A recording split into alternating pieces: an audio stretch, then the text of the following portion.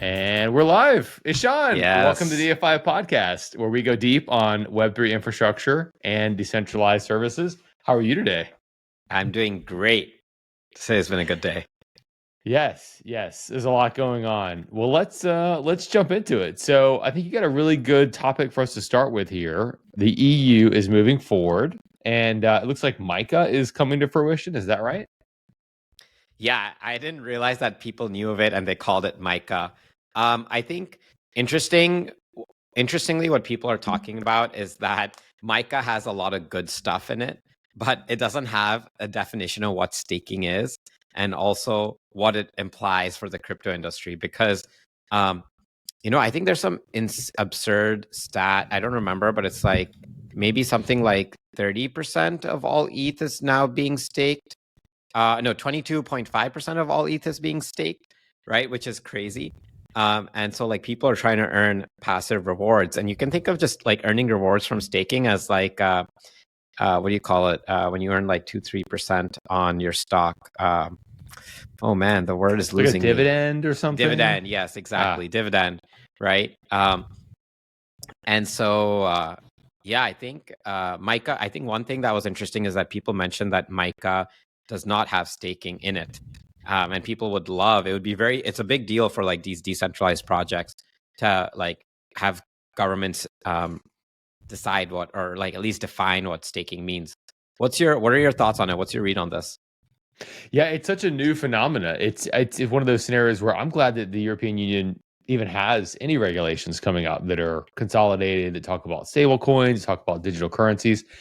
And then staking is relatively, it's been around for a while, obviously, like with Filecoin and Cosmos and other ecosystems, but it's always been under the radar. It's always been more of a niche group. But now that you, like to your point with Ethereum, you're seeing large groups of capital that are going to be earning income from staking.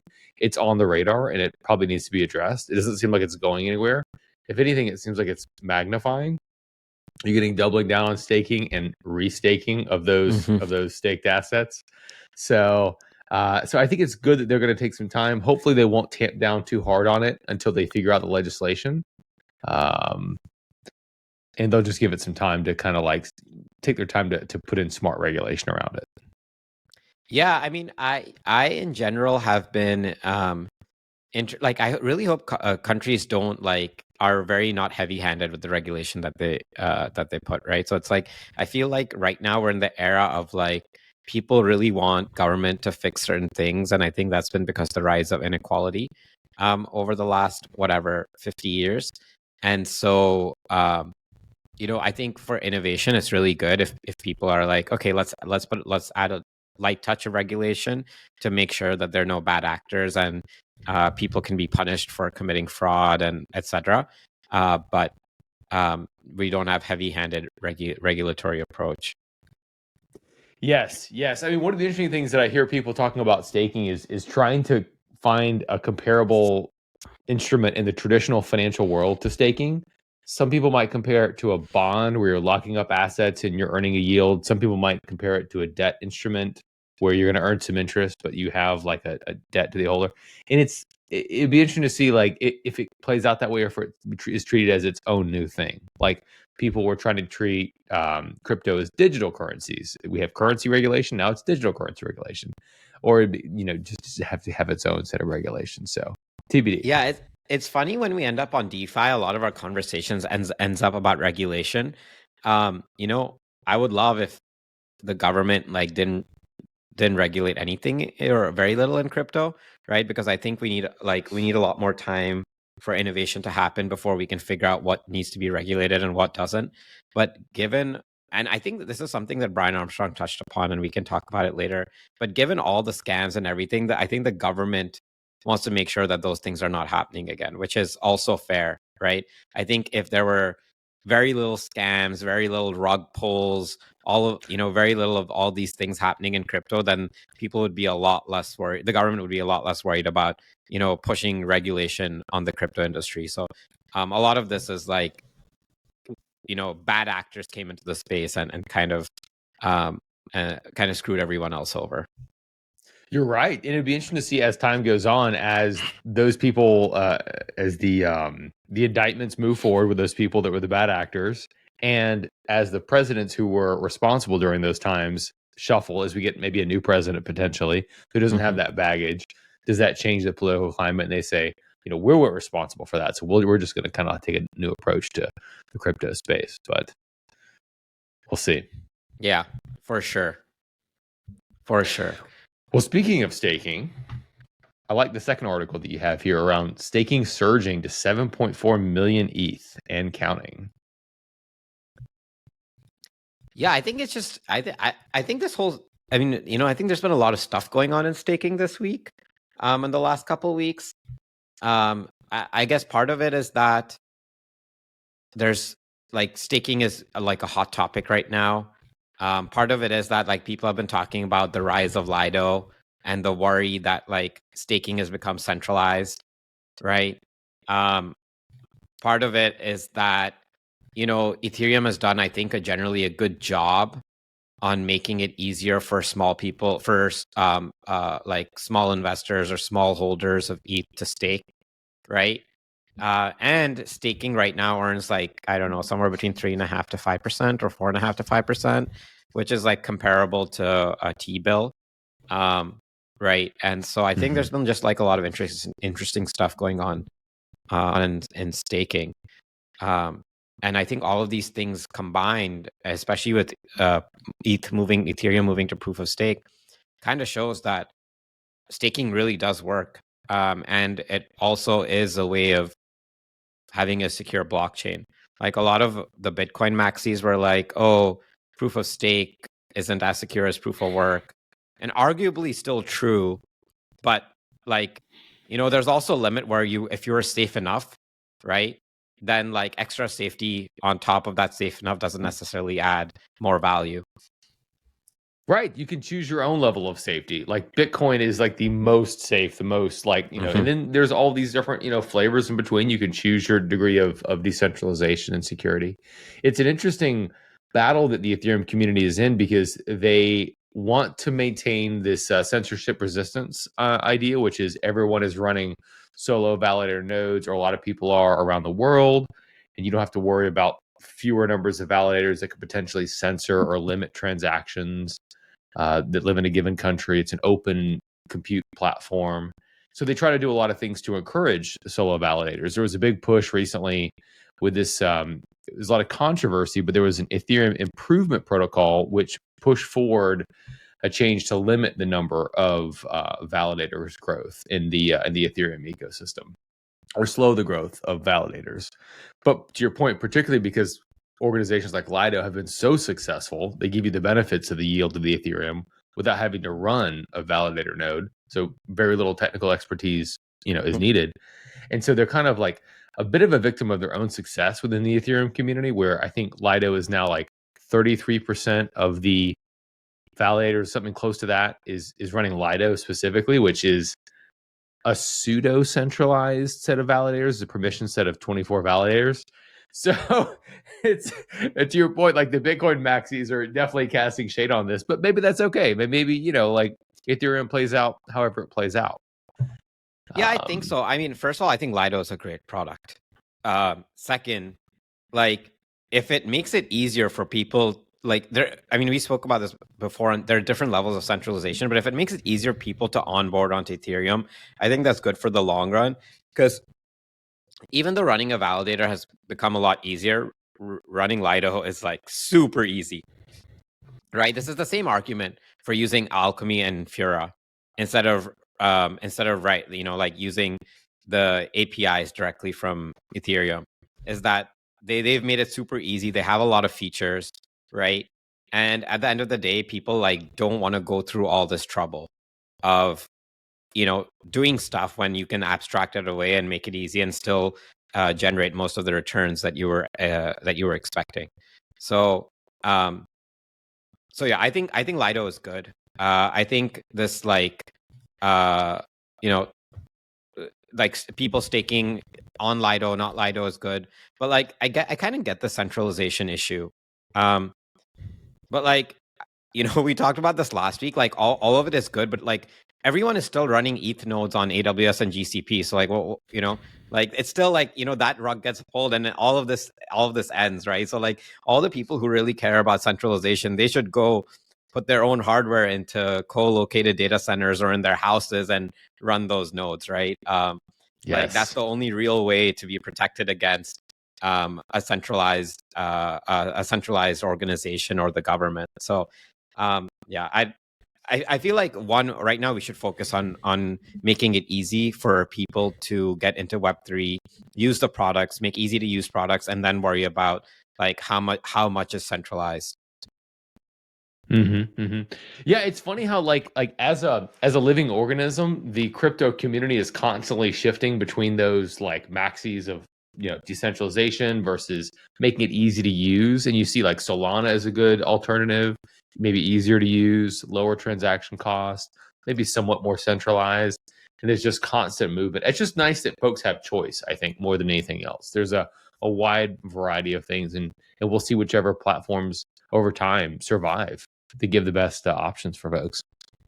Yeah, and I think also Solana's not that centralized. Isn't there like some 3,000 or 4,000 nodes on the Solana network and growing? So it's not like, you know, it's not like, oh, you know, I think ETH might have like close to 1 million nodes, right? So like it's a little bit different. 1 million validators rather. So it's a little bit different, but like, you know, Solana is also all over the world. So I think Solana will also progressively decentralize over time, right? Exactly. Especially if the market demand is there, there's nothing stopping them from becoming more decentralized over time. And if people want that, they can do it. They can make time for it.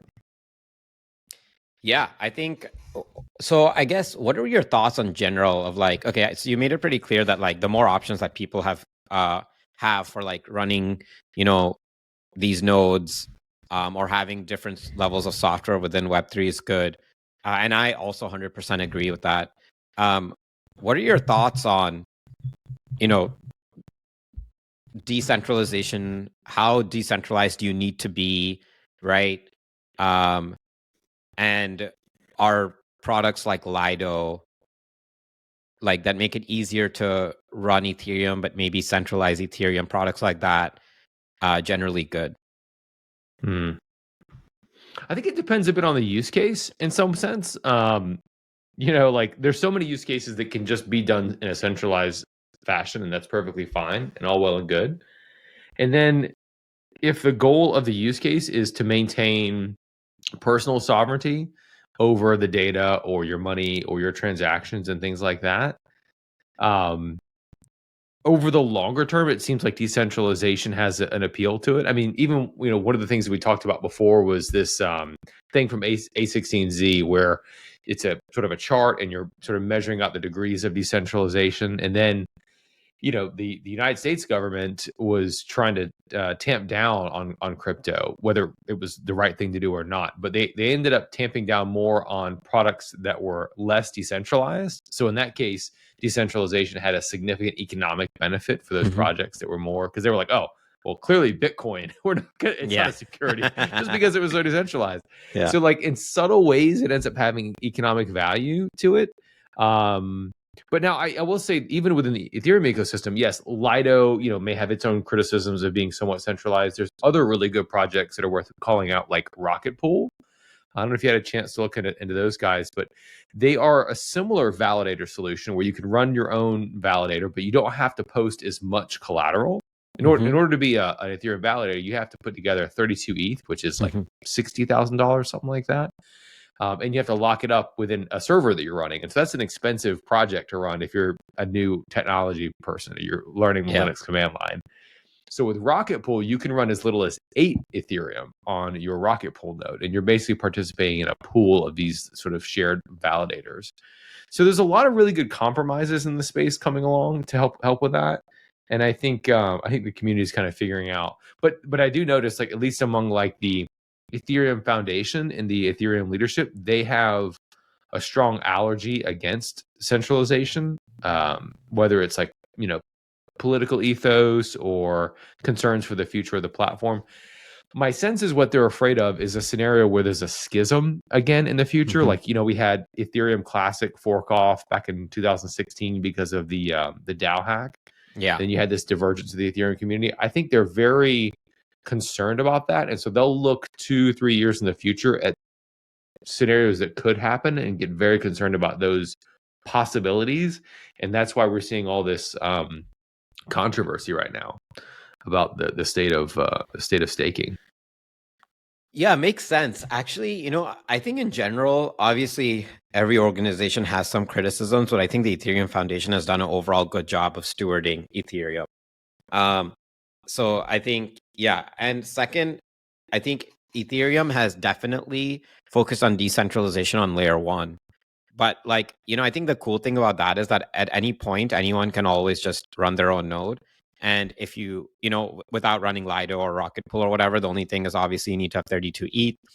But also, right, I think people can also just use a lot of different layer twos. And I think in a way, ETH has become more decentralized because there's a lot of different layer twos, right? So they're all running their own nodes and trying to figure out different use cases for a different set of niche users, right? There's ZK and everything. That was one thing I was going to ask you as a person in the space that's shopping for different blockchain solutions. Do you see, any of these like decentralization or cost or any of these other factors or ease of use maybe is more important? Because you're a good example of a person shopping in this space. For us, we haven't made any decisions yet, but for us, we're focused on ease of use, we're focused on security, and we're focused on performance, right? And when I mean, and then obviously gas fees. But speed is important, right? And so from that perspective, Arbitrum and Optimism look good. So does Polygon, so does Solana, so does Filecoin, right? Even non-ETH based chains look good. So we're still trying to figure out, what are the pros and cons? Because when companies like us are looking at different chains, it's just not about there are two things here, right? The first one is does it technically support what you're trying to do? And if not, are there reasonable workarounds? And if there aren't, right, at the end of the day, you have to build a superior product as a startup, right? Microsoft can get away with building Teams is way worse than Slack and Zoom, but they have way better distribution, right? So people always talk about if you have way better distribution, you can get away with a shittier product. When you're a startup, you can't. But also you need to have great distribution. So as a startup, it's hard because you don't get the option. I mean, there's always some sacrifice, but you can't be oh, I'm going to build this great product and have no distribution, because if you have no distribution, it doesn't matter if you build a great product. At the same time, you can't be oh, I'm going to build a shit product and have this great distribution and people are going to use it, because when you're a startup, the bar for building the bar for getting someone to use your product and converting them to a customer, right, is much higher than Microsoft. Yes. Right. No, I agree with that. Well, what about when you say distribution or ecosystem, is that how does that play into it? Meaning are there, once you choose a team, your team Polkadot or your team Ethereum or your team something else, does that help with your ability to sell within that space? Is it kind of a go-to-market thing as well, or is it something else? I'm not sure if it for one, it definitely helps you sell in that space. So I know someone who's building within the Near protocol, and they've sold really well inside the Near ecosystem, right? And Near has brought them to their conferences and events and all of these other things. So there's definitely a sense of that. For us, we're not exactly selling to crypto developers, so it's not necessary that that's going to help us on getting customers and a go-to-market strategy. But when you're building a protocol, it really matters on the community, and I guess we're building a marketplace, so both sides of the marketplace, right? So I think that's where having a community, having passionate users, having people who might be interested in building other services on top, right? When you're building protocols, like sometimes you want like liquid staking, sometimes you want like a lot of DeFi stuff, so it's easier to trade. You want wallets, you want all of these things, and it's not more like, oh, I'm team Polygon because ideology. It's more like, what is the best use case for the product that I'm building, and where do I see like people come building on top of the protocol? Whereas like, yeah, I think that's really it for us, right? In terms of go to market. Infrastructure matters. Certain ecosystems have different amount of sophistication in infrastructure, to point wallets and other apps and liquidity available and things like that. And different, like obviously ETH dominates, right? In terms of like number of like assets under management, or number of developers, or number of projects, or number of hackathons or conferences. I mean, you look at anything, but sometimes like, so generally it's really easy to be like, oh, if I say like somebody's, yes, there we go. Say somebody's building I'm unbiased. I'm checking my bias at the door. But like, I think it makes sense, right? Because if somebody's building like an app chain, or somebody's building just a consumer app, it's just so easy to build on ETH because there's more products, more services, more users, more energy, more everything, right? So like a lot of times, like, I mean, there's also disadvantages, and maybe it doesn't work for everyone. I think Solana is getting there. I do think we'll end up living in a multi-chain world where like a bunch of chains will do different things, right? And so I think that's good. But like, you could also easily imagine where there's only like 4 chains, and then everyone is building like a layer 2 on top of those 4 chains, right? And those 4 chains are like very different in terms of decentralization versus privacy versus performance and versus gas fees, right? And if you think about those 4 are like the top things that people care about in a layer 1, you could have like 4 chains that are like, different amounts of decentralized, different amounts of security, different amounts of gas fees and performance, and then everyone just builds L2s on top of those 4 chains. Yes. Oh, it's entirely possible. I mean, like, we really only have one email protocol. We only have like one, HTTP protocol that we need. We really only have one like Bitcoin protocol, even though there's been like forks with like Bitcoin Cash and Litecoin and things like that. People eventually settle down to it. And it could be the similar way for like settlement layer, if Ethereum becomes that. But I also think, like, to your point, there's so much more innovation to come in the future on top of and around of, or maybe adjacent to, in other use cases that we're getting into. So I don't think it'll be like, the last blockchain that's ever built, but there could be some more consolidation. Yeah, but I think all these protocols are really old, right? I think like when video started, there were a bunch of video codec protocols, and like people just coalesced on, one. And then like, yeah, there's HTTP, but there's also WebSockets, right? I guess technically WebSockets is over HTTP, but it's like different from like WebSocket, you're like always connected to the server, whereas like classic, when you think about HTTP, even though there's the same protocol, you think about like client server model, where like, you do something on the client and then you send a request to the server, and the server processes some logic and then sends a response back to the client, right?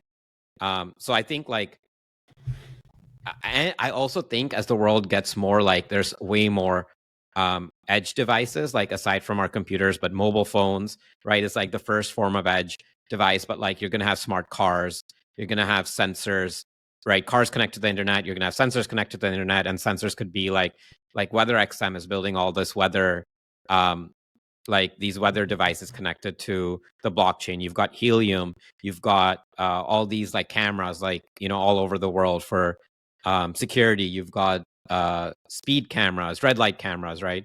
So once all those things get connected, you could have like multiple protocols that are for different use cases. I don't know. We'll see. Likely, though, I think you're right that we'll coalesce on one protocol for a lot of these things.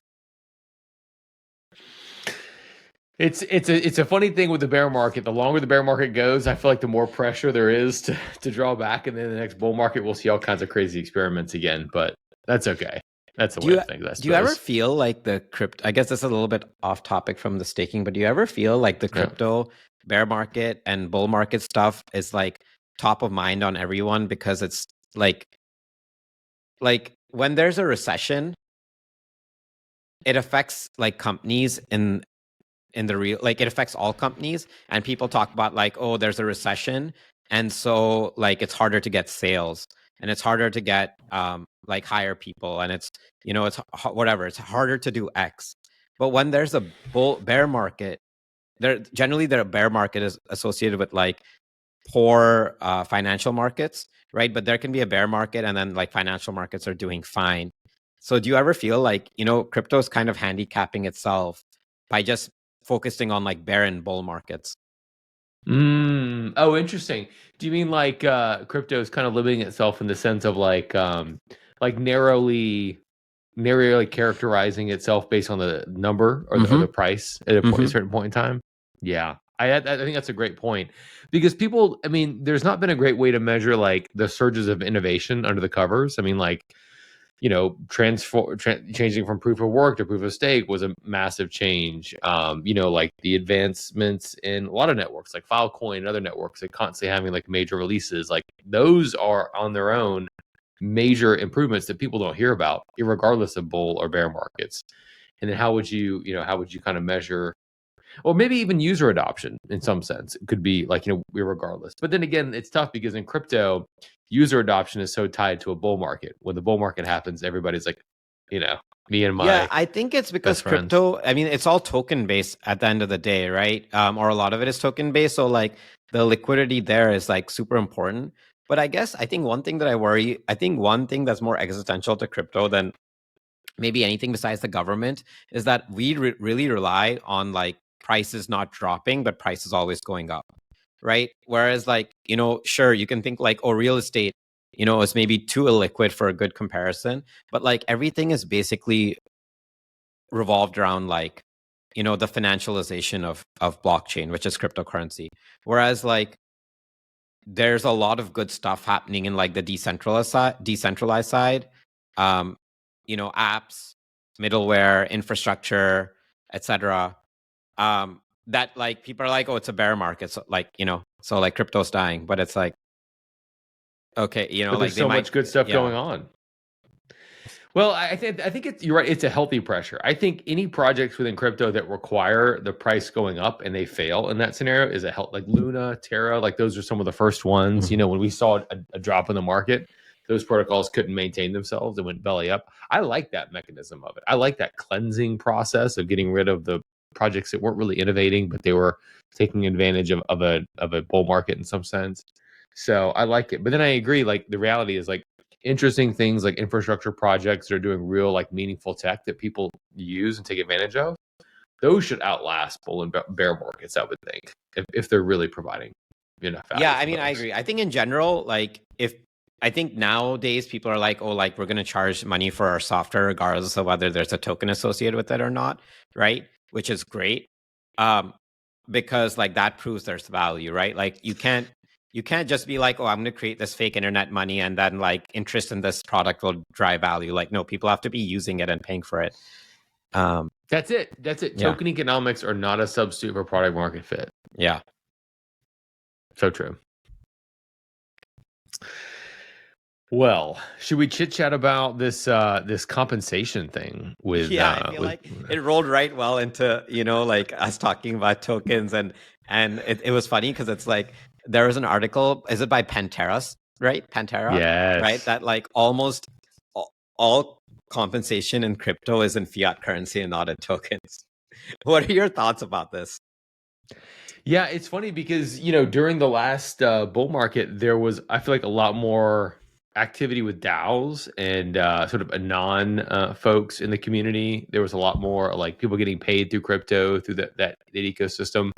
It feels like some of that might have slowed down a little bit, and then maybe you're seeing more like traditionally funded companies getting payments and things like that.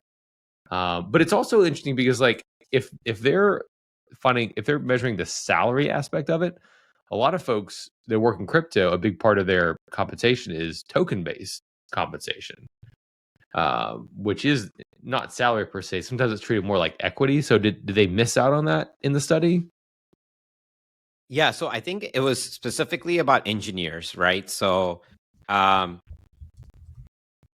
I think that, first of all, I think we should probably read the entire study because I think whoever wrote this at CoinDesk actually wrote this in like a pretty poor manner, because what the article says that 97% of the industry are paid base salary in fiat and only 3% are paid in crypto. Does that mean that like 97% of people also get token as equity, right? Token warrants or token shares? And if so, then it kind of doesn't really help the like I feel like the article completely missed the point of compensation then, right? Which is what you're saying. Like it and then the second thing is that I'm not even sure why this is now that I'm thinking about it, I'm not even sure why this is like necessarily a bad thing, because like if I go work at Netflix or Google or any other company in the US, I get paid in currency, in fiat currency, in base salary, and then I get shares in the company, right? Also. And so if this skips the entire, if like I feel like I should have just read the Pantera study instead of reading this article, because now I have more questions about how they did the research, Yeah. Yeah, it's true. And it's funny, like my wife always makes a joke that like if I'm going to work for a crypto company, they're working in this package and this, and she's like, great. Like, can we still buy milk with whatever you're getting paid in, So that's like her currency. It doesn't matter. And we still have to pay for that in US dollars where I live. So maybe it's also, not the end of the world. Also, it's funny because it's like no one would be like, there are very few people in the world who, even when they work at non-crypto companies, are like, yeah, like just pay me in 100% in stock, right? Like, first of all, it's not useful because like you still have to sell the stock, right? And so sure, there's like whatever, you might only have capital gains tax and not income tax, but like you sell that short term, it becomes state income tax anywhere, at least in California.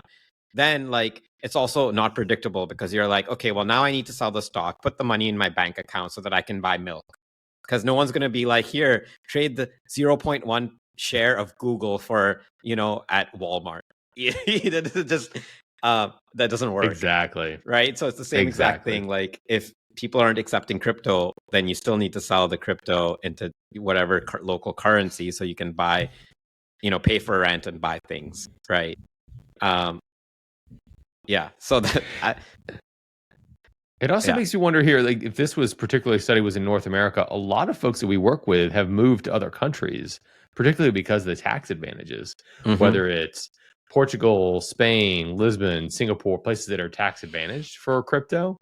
And I wonder, to what extent, like the people that are heavy in token-based equity, there's so much financial incentive them just go buy another house in a foreign country, claim that as their primary residence, and go from there. I think, but like, don't Americans have to give up their U.S. citizenship not to be taxed in the U.S.? So like, I don't know if it's just like, I don't know if it's just as simple as like, I'm going to change my primary residence, right? I think people have to like get like a Singapore or a EU citizenship and live in Portugal and like, and that's like really hard, right? Like as a European, it's like a lot easier in general because, you have so many options, but I think there are very few people who are like, oh, I was born here, I was brought up here, all my friends are here, but because I want to get paid in tokens, I'm going to leave the country, give up my citizenship, move to another country where I may or may not have friends, just to make some more money in crypto. Like, obviously, there are some people who are doing it. I'm not trying to like, but like as a generalization, like who all are going to do that, right? That makes me feel a lot better, actually, because I was thinking about doing all those things to save some money on crypto. I assume there was some magic loophole, but hopefully, maybe there's not. I think I would double check on that in general, because my understanding was like you basically have to give up your citizenship. Maybe you don't have to give up your citizenship, but you have to move. You have to get a primary residence in like Portugal, basically, or Singapore, right? And then you can't have like assets in the. I don't know. It's a lot more complicated. Like I know. I have a friend who was like thinking about moving to outside of just the state of California to like Florida or Texas, because like they're like, oh, I'm gonna sell my future stock at some big tech company that I won't mention, and then they spoke to like an attorney, and the attorney was like, yeah, you have to like, California knows that obviously they have this system where like taxes are high, right? Because there's a social net, state government is heavily involved in a bunch of stuff, so you have to like prove that like you have no relationships here. You can't rent here. You can't own a property here. You have to sell your cars or like move your car registration to another state. You can't even have something as like a library card. If you have a library card, they're like, oh, you're still tied to California. And you have to do this like well in advance. So it's not easy for someone just to move from California. Like this is not even moving outside of the country. This is just moving from California to another state, for saving on taxes. So I don't think it's as simple as people make it out to be to like move out of the US. Good. Okay, yeah. Good. Well, I don't feel like I don't have as much FOMO now about staying here in the US. Yeah. I don't have to pay my taxes either way, it sounds like. There's also, no I think the US is one of the few countries in the world where like if you're a US citizen and like you have ties to America, then you have to pay taxes in the US and in the country that you're in. So a lot of people like who've like, oh, I'm never moving back to the US, they give up their, like, this is true with a lot of people who move to Europe and they're like, we're never moving back. That's when they give up their US citizenship. Okay. Yeah. They have nothing left. No other reason to stay tied in. Okay. No, that makes sense. Well, if we have time, I do want to ask you about Brian Armstrong's interview, another active CEO in the crypto space. He had this interview recently at the All In Summit, which I watched and I thought was super interesting. I'm curious to get your take on his interview. What do you think about him as a CEO in the crypto space? Do you think he's got the right mindset, or do you think he's overly involved? So when I did YC co-founder search, they ask you to list products or CEOs that you are a fan of. Right. So like I think Google Maps is like one of the best products ever invented in the history of software. So I put that down. And on the CEO one, I put Brian Armstrong because I think he's a phenomenal CEO. Yes. So I think he's a phenomenal CEO. Right. I thought his interview was super interesting. One thing that was really funny was like Bill Gurley went first and he was like, all regulatory capture is bad. And I was like, this is a little bit extreme. He's like, all regulation is bad. I mean, I get where he's coming from because a lot of times like people are like, oh, we should fix this problem. And then like they try to fix 100 other problems and end up like messing up the regulation, right? And so it's fine. I get the general concept of it. But so they straight up, so Bill Gurley goes like, oh yeah, you know why people from Silicon Valley are going to DC to ask for regulation? It's because they want regulatory capture and make it harder for innovation so their companies succeed. Now, I 100% believe that that's happening with like, the AI stuff or like, like big tech, right? But it was interesting because they straight up asked him this question, going to DC and having regulation is good for Coinbase because it's harder for anyone to like, Coinbase is a big public company with money to have lawyers. And he goes, yeah, well, the reality of the world we live in is that either they're going to build regulation without us, or we can go and like help them and teach them about how the industry actually works, as opposed to a bunch of people who don't know anything about crypto, just making up regulation based on what seems like right in their head without any sort of evidence, right? And he's like, if it like personally, he's not that for regulation, but that's kind of how the world works. And I was like, that's very accurate, actually. Yes. Well, I mean, you can certainly have regulation without regulatory capture. The two are not always tied together. Correct. I mean, you have airline safety, which is great. You have a certain amount of FDA, like drug testing, which is positive and things like that. It's a valid fear. I mean, certainly like FTX was trying to get certain licenses passed that would have favored his exchange. But yeah, I mean, Brian Armstrong does seem to be a bit more altruistic than some of the other CEOs. He does seem to have like the come off as being like pro crypto industry, and even their investment in the L2 rollup base. I mean, it shows their willingness to be a part of the community. But it's funny thing, like to be an effective centralized exchange, that specific industry that they're in, to be effective is so expensive because of all the money exchange licenses you have to have, all the security controls you have to have in place. That business is already going to be gated by a high capital cost of entry anyways. But at least if we can create a framework where those businesses can exist in the US, for now, that might be better than them not existing at all. I mean, I don't even know, what would the alternative be? If Coinbase wasn't allowed to operate in the US, would Fidelity take their place? Or would there just be no centralized exchanges? Like I don't even know like how bad. Yeah, I know. I mean, it sounds like the U.S. government, or it's not the U.S. government, specifically the SEC and Elizabeth Warren are trying to kill crypto in America, right? And like, I don't know why. I don't like. You would think that if you are for like new financial systems and new ways for wealth generation, right? You would think you would want crypto, right? And you could still set up light regulation to protect from bad actors so that the US government can take bad actors to court and sue them, right?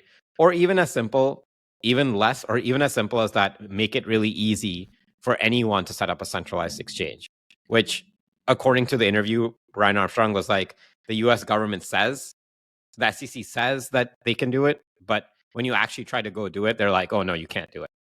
You know? Yes, that was bizarre. Did you see the during the SEC hearings? They actually showed an example of a company that was registered as a SEC exchange, but it was like it was some kind of a it was basically like it was a fake company that they had stood up. The SEC brought up. Yeah. Oh, this is so true. Yeah. Oh yeah. I'll find the link to send to you. Basically, the SEC was making the case in some congressional hearings. They said, here's an example of a company that's registered. Coinbase, all these other companies have not registered, but here's an example of a company that has registered. And it was a centralized exchange company that was maybe a year old. And it was a couple attorneys out of New Jersey.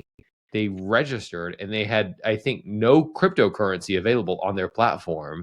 But they had went through the SEC process. No one in crypto had ever even heard of this company before. I'll see if I can find the name of it. So he's right. Brian Armstrong is very right. It's not a real system for them yet. That's crazy. I did not know that was a thing. Oh my God, that's hilarious. Yeah.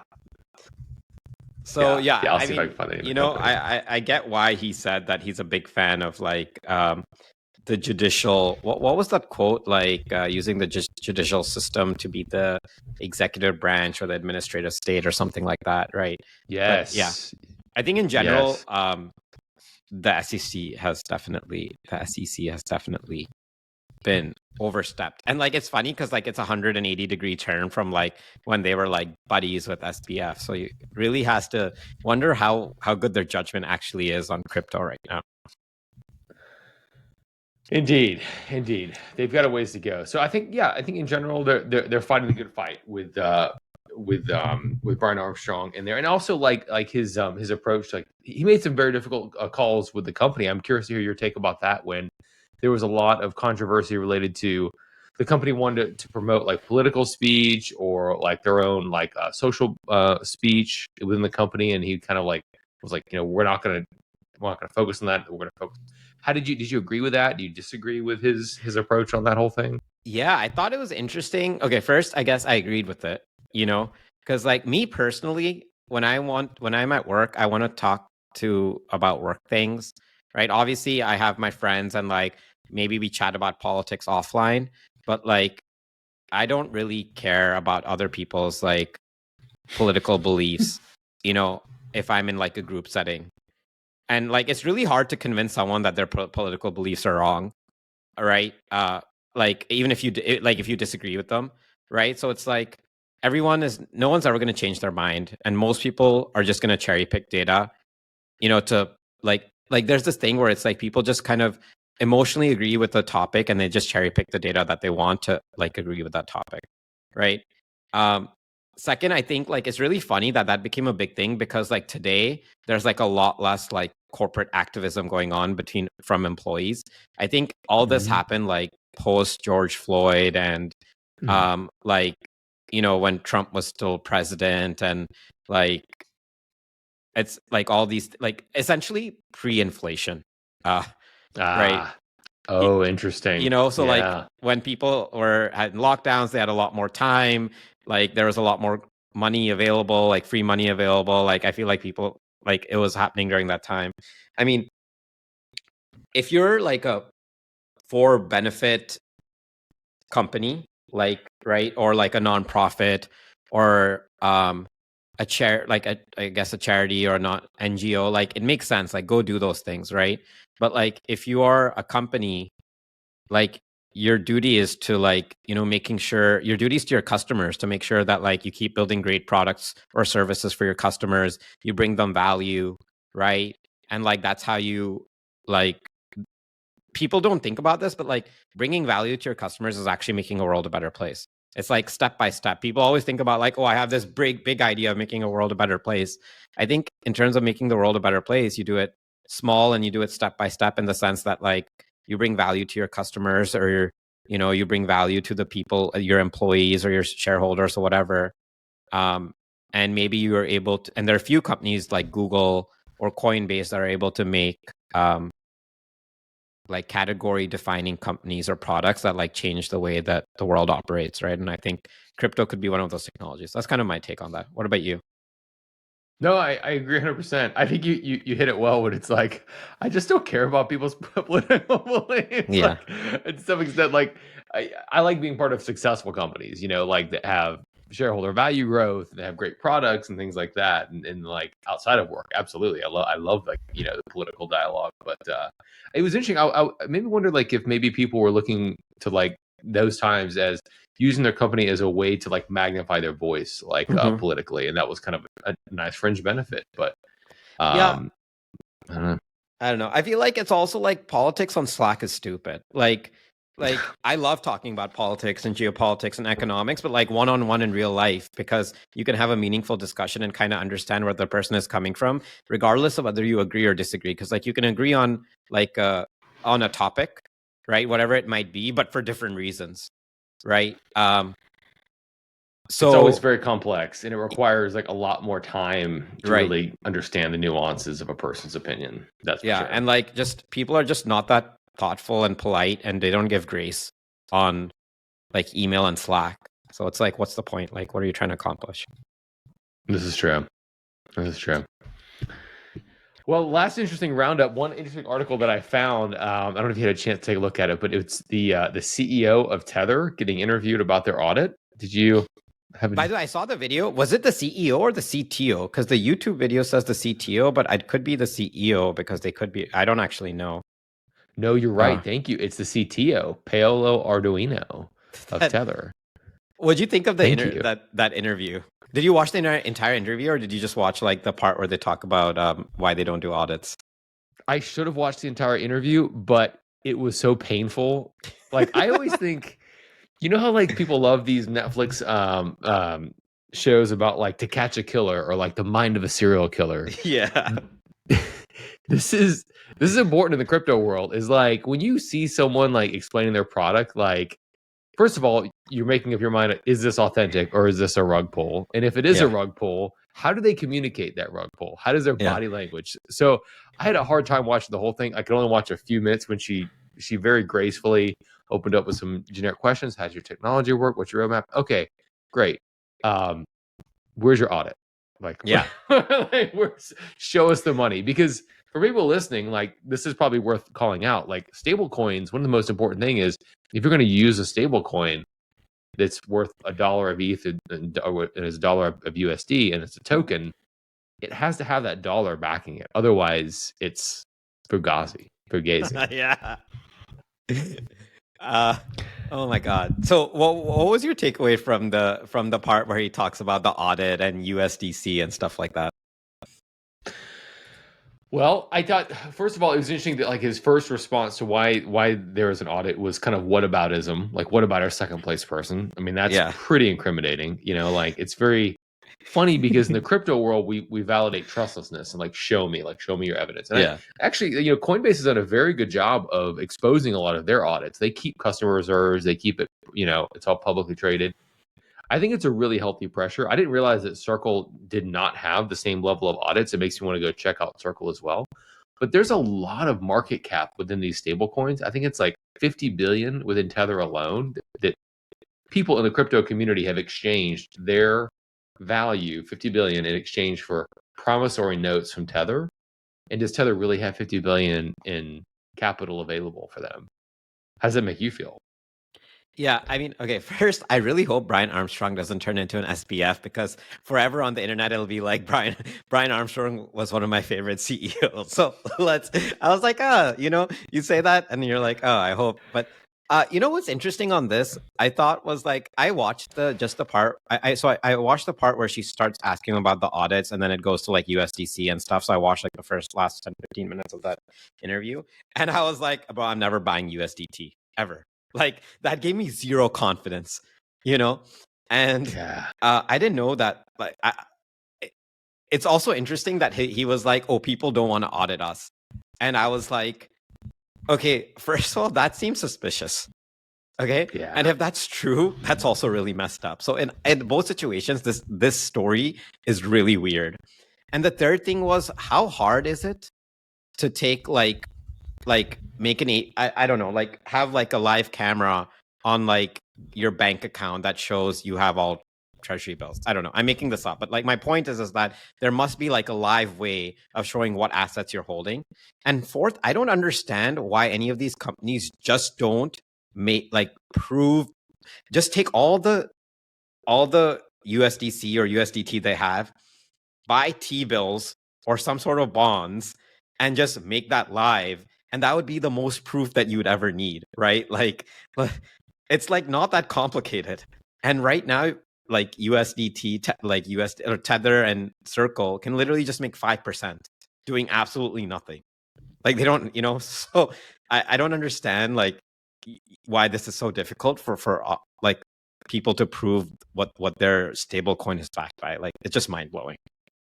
It's a great point. Unless it's like too difficult for them to acquire that much capital, maybe they want to like, inflate the value of the overall market cap of the stablecoin beyond the capital they're able to get access to. But you're right. Like they should, if they have it, they should be able to earn some good interest on it. If there are like, for example, and I'm making up numbers here because I'm not familiar with USDT's market cap, but say like there are 100 million USDT, right? That means that there should be $100 million in USD sitting somewhere, right? And ideally not in like risky investments that are illiquid, but are in like, liquid investments like bonds and T-bills and stuff like that, right? Regardless of what bonds you're buying. And so I feel like that would be like pretty easy to show. And I don't understand why. I mean, I don't think even Circle shows it, right? I think is that right? Does Circle not show like what the USDC is backed by? Well, so interestingly, I am looking at and I'll share it with you right now. I'm looking at the Circle site showing their auditing here, how to build trust, as they say. USDC Reserve has been audited annually since launch. An assurance engagement verifies the accuracy of financial statements is typically performed by a public accounting firm. So that's something you could do very easily. You could get KPMG, McKinsey, and these folks to perform audits on your private financial, just like they would for any other SEC registered company. They've actually filed these with the SEC. So maybe the USDT Tether CTO was not accurate saying that his biggest competitor has not disclosed, because it sounds like Circle does publish weekly data on their attestation. Let's check it out for August. There you go. There's the Deloitte auditing firm. Let's see what and that is about the market cap. So this is USDC in circulation, fair asset value of assets held in USDC reserve. It's basically 1-to-1, according to this audit report through Deloitte. Yeah, so clearly the CTO lied then. He lied on YouTube, basically, right? Which is really dangerous because like you could make an argument that a stakeholder in Tether could sue the management or the board because they're not doing their fiduciary duty by by lying in public, right? Because they're undervaluing, this is why. By the way, for people who are, listening and not watching, we just went on Circle's website and saw their audits, and then Wes pulled up USDT, and we were able to see that Tether does not do formal audits, despite what their social media claims. So that's insane. It's still the Wild West. They've been able to maintain themselves for a little bit. I cannot believe that they're number one in market cap, because like I am never ever touching Tether again after watching that and seeing this. Like I would use USDC. Yes, exactly. It looks like they have some independent auditors report, BDO, which is an Italian reporting firm, maybe. Okay. Never heard of those folks, but they have some amount of cash and cash equivalents of their reserves. So yeah, definitely this is a do your own research market right now for stable coins. Play it safe. I mean, I also get why the pro-regulation people are like, we need regulation. Like, why can't we just have these companies, if you're a stablecoin company, show this, right? Like, this is insane that we're sitting here today and still being like, hey, can I just get some information about what securities or cash or what your holdings are for the USDT that they've printed? Like, that's insane. This is why we can't have nice things in the crypto community. Yeah, exactly. Oh my God. All right. What do you think, Ishan? Should we call it a wrap for today? Yes. Yeah, let's do it. All right, man. Well done. That was a blast. We'll see you next week.